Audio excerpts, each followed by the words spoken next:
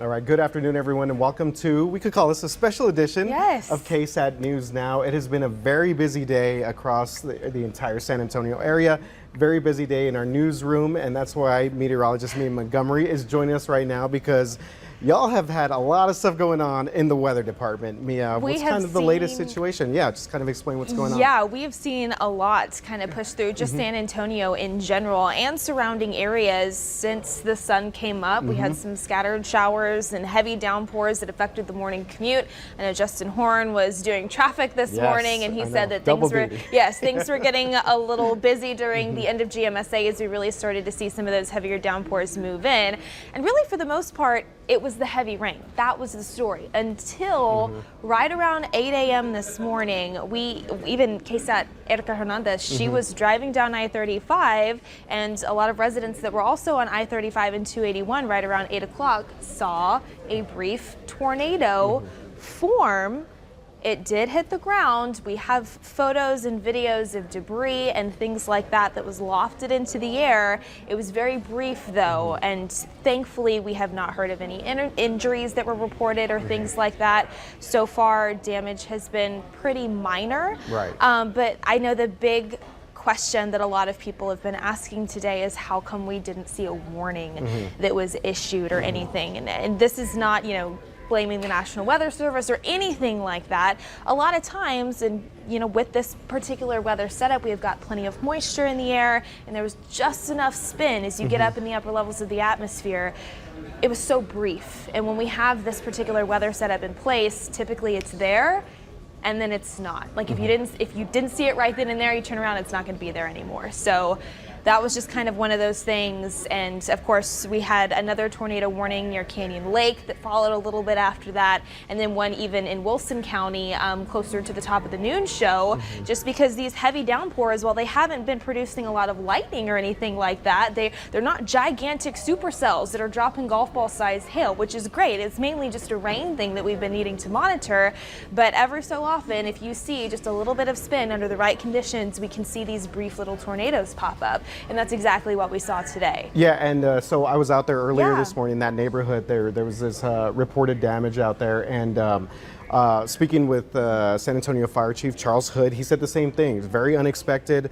I think for the neighbors and the residents that live there too, it was out of nowhere for them as well. So they were just kind of going about their morning. Next thing they know, and as you also kind of alluded to the fact that it was very brief. Yeah. I mean, it just kind of like flew through that one street off of Austin Highway. So one thing that Chief Hood said was that there were some people without power there. Okay. I think about 270 customers, and I know CPS was working on that. They were also no injuries or no major damage. The best news that we could have gotten out of this situation. Right. There were no fires as a result of this. No downed telephone lines or wires. Things like that. There was a tree that did fall from the fall through the fence at the Southwest Preparatory there, the Northeast campus, but there were no students in that area, and they actually did email us a little bit earlier saying that their kids were safe. Obviously, kind of freaked out a little bit, as I'm sure that other people in the area and in the surrounding areas have been throughout the entire morning. Yeah, definitely not something that you want to either wake up to or have to deal with the second that you get to school or work, is a brief little tornado moving through. I will say our executive producer, Jason, he's in the back, and he actually is going to be controlling some of the KSAT Connect photos and videos that we have. Jason, if you can hear me, if you can pop up maybe one of these videos or even a photo of some damage. So this Fort Sam Houston Alamo Heights area, which is the exact area that we've been talking about. This video is very interesting. You can start to see the lowering here, and I believe that could be a trampoline that was maybe loft. I know we did get some videos of trampolines that were kind of wedged into a couple of trees. There it is again. I'm not confirmed, but I think that's a trampoline just looking at it. But it's just a brief little funnel that quickly touches down, lofts some debris up into the air, and then it's just gone like that. And that really is the nature of today as well. And I know we had a couple of photos of, some of that minor damage that we were talking about. Joint Base San Antonio, they even tweeted this morning that here, okay, so this is from, I believe, Fort Sam Houston. It is. This was Daniela Ibarra. She was out there earlier today. You can see we've got some snapped tree branches, tree limbs, and even a tree trunk that kind of was snapped in half. And this is really bending over with the leaves there. But I believe in their tweet, they had said no injuries reported, but there was some damage to downed trees and even some damage to some cars. And I think on social media, I also saw that even the roofs of some buildings and some homes out that way did have a little bit of damage there as well. So by the way, we have a ton of different vantage points of the funnel and the tornado that touched down, all on KSAT Connect. You can find this, ksat.com/connect.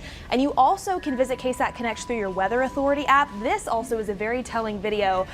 This is from downtown in one of the high-rise buildings. So you can see we're kind of lofted off the ground here. This is a great video of it because you really can see the tornado touch down there. We've got debris, not exactly sure what kind of debris that is at the moment, but it's lofted into the air. It touches down, it kind of comes back up a little bit, but you certainly can see that rotation. And that's what had a lot of people, rightly so, freaked out on the interstate this morning. I-35, 281, we think that it started just east of 281 and just south of 35. Then it kind of crossed over I-35 near the New Braunfels exit right there. And then it moved closer to the Terrell Hills, Alamo Heights area, and then moved north a little bit, and then it was gone. But there's kind of a more defined view of that from Stretch Armstrong here. So again, ksat.com/connect is where we have so many different views and videos. Thank you to everybody who safely has been able to upload these. We have articles up on ksat.com as well. And here's kind of one of the last ones we'll look at. You were near this area, weren't you? That we were at. That's right. And it's interesting that we brought this. Thanks for bringing this up, Jason. So we saw this damage there. They were already kind of patching the roof up when we were there and out covering this story. But you mentioned just how fast that debris and things that loose on the ground get picked up. There was debris from this roof all the way down the street, and in fact, I notified one of the residents in the area because I went and knocked on her door. I said, "Was your house damaged?" She's like, "No, I don't think so."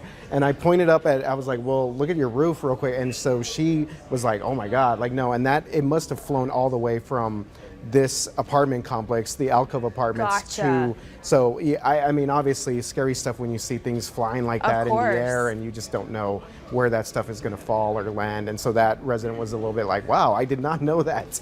She wasn't at home at the time, and she was safe. And again, everyone was safe in this area. But again, some pretty good damage there at the Alcove Apartments. Yes, we are so thankful that there were no injuries reported or anything like that. And of course, we're going to continue to monitor all of the things throughout the remainder of the day. But really, I kind of just want to talk about what we have on the radar right now, what we can expect throughout the remainder of the day, and even look ahead to the weekend, because we've got big changes that are going to move in Sunday evening as we see a very strong cold front actually push into south central Texas. But of course, the big story today has been the heavy rain, even the brief tornado we had here in San Antonio.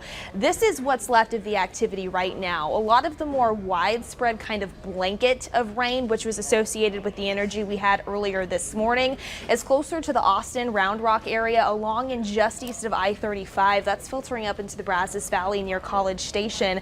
But for us here in south central Texas, specifically in our viewing area, we had a couple of stronger thunderstorms push through southeastern Guadalupe County, moving towards Luling. A lot of that has started to dissipate, but we do still have some light rain and even some moderate to heavy rain there on the far south side of Guadalupe County there near Seguin. Even into Wilson County earlier today, closer to the noon show, we did have a tornado warning right along Highway 181 that stretched up closer to Stockdale. Haven't heard any reports of any confirmed tornadoes in Wilson County just yet, which is great. Hopefully that was the theme there. Of course, that has long since expired, but Floresville, Poth, Fall City, Hobson, even near Stockdale and Sutherland Springs and Lavernia, we've got some scattered heavy downpours moving through Wilson County there too.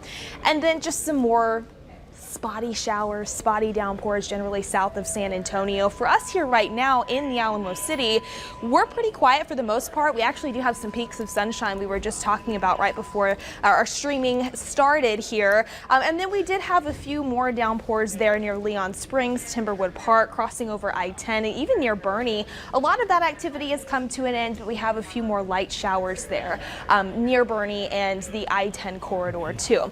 Another big question, how much rain have we actually accumulated out there with all of this activity? Really, where you're seeing the yellows, that's over 2 inches of rain. Authority radar here is estimating in between 2 to even 3 inches in spots. Looks like just to the north of Schertz there and Cibolo, close to Marion, maybe even some localized higher totals. Same on the far northwest side, just outside of 1604 near Helotes. Scenic Oaks, Fair Oaks Ranch, near that area, another little swath of 2+ inches that have been estimated here by Authority radar. And you see how they're kind of in lines?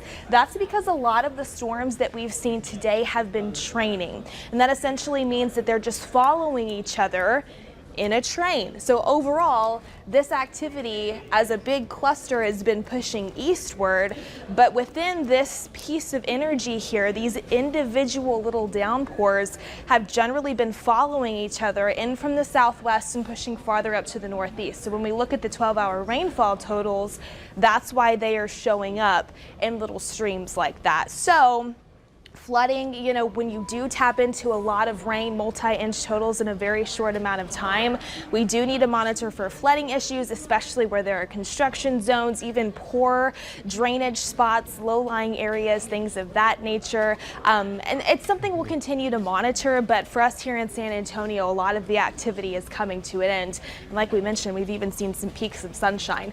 So where do we go from here? Again, this activity is going to continue working eastward late this afternoon and this evening. A few more spotty showers and downpours possible though on the backside of that, kind of like what we've already seen today. We're going to keep about a 20 to 30% potential in the forecast through the overnight for maybe a few more isolated showers, but we're not finished with the rain chances. In fact, tomorrow, especially in the late afternoon and evening when we really start to see some of that daytime heat get put to work, we're going to introduce about another 40% potential for a few more spotty, widely separated downpours, maybe a couple of stray lightning strikes and things of that nature. So again, a 40% potential tomorrow. Then we catch a little bit of a break this weekend, about a 20% chance Saturday and Sunday. And then Sunday night and Monday is really when we bump up those rain chances, because we see this very strong cold front move into south central Texas. This is going to impact Halloween. Yeah. It is going to feel less like fall and more like winter for Halloween. So yes, drop, yes, for sure. Sunday arrival time, just after sunset, really in the evening hours is when we're expecting it. Of course, the farther north you go, you're going to see it a little bit earlier, and the farther south you are, it's going to take a little bit of time for that front to get to you. But this is the type of front where you'll know when it gets to you, because immediately you're going to start to see temperatures drop. Could drop 15 to 20 degrees in just a few hours by Sunday night, and by Monday morning, waking up, going to school, going to work, prepare for it to be cold. Temperatures in the 40s, wind chills potentially in the 30s, winds gusting because of that, upwards of 35 to even 40 miles per hour. So it is going to be a big change, considering we're going from the mid 80s potentially to the 40s by the first half of next week. So trick-or-treating, I know a lot of kids have been asking, parents too, what does the rain forecast look like for trick-or-treating on Tuesday? Well, temperature-wise, it's going to be cold, likely still a bit of a breeze, so bundle up. And as of right now, indications are that rain should be tapering off throughout the day on Tuesday, which is great news. But again, we are still 6 days out, so that's going to be something to check back in on as we really fine-tune the rain timing here, especially as we get into this weekend. Yeah, definitely a lot of things to consider, Mia. You talked about just the heavy rainfall. Something else Chief Hood mentioned was he keeps on reiterating it, turn around, don't drown. Said that there were a lot of high water rescues that San Antonio Fire Department had to respond to earlier today, and as we see here, it looks like things are still going to stay pretty wet outside, so something to definitely keep in mind. I know a lot of people have been asking me when do you guys actually get confirmation on whether something did touch down in that Alamo Heights or anywhere else in the area? That's a fantastic question. So we were monitoring the chat that we have with the National Weather Service earlier today, and essentially what they said was their hope is to get meteorologists out here on the ground this afternoon and evening, but we do still have those downpours that we were talking about earlier just south of San Antonio and then closer to Seguin and Gonzales. So they need to monitor those, but if things start to quiet down and there's still enough daylight left, they'll get some people out here today to do their official survey, figure out the path, the length of the path, track intensity, things of that nature. But at the latest, you know, if they can't get to us today, then they'll probably save that for tomorrow. Okay, and I know you guys are going to be app casting, yes, doing everything, the KSAT Weather Authority app. Everything. As we know the information, you will know the information. So we'll get it all up on KSAT.com, your Weather Authority app, everything, our social media sites and digital sites as well, as soon as we have it. All right, I know you guys have done a great job. It's been a very busy morning. Justin finally went home. I know he was doing double duty. He did. He needed to go take a nap. Today, but yeah, we appreciate everything that you guys do. And again, it's something that we're gonna definitely keep an eye on as we get closer to the weekend. Of course, Dia de los Muertos out there, Hemisphere, something that we're gonna be a big part of. So something to just kind of keep in mind as we get ready for Halloween. Yes. All right, guys, thank you very much for hanging out with us this afternoon. Make sure to stay safe, and again, turn around, don't drown. And we appreciate you guys hanging out with us for just a bit on this special edition of KSAT News Now.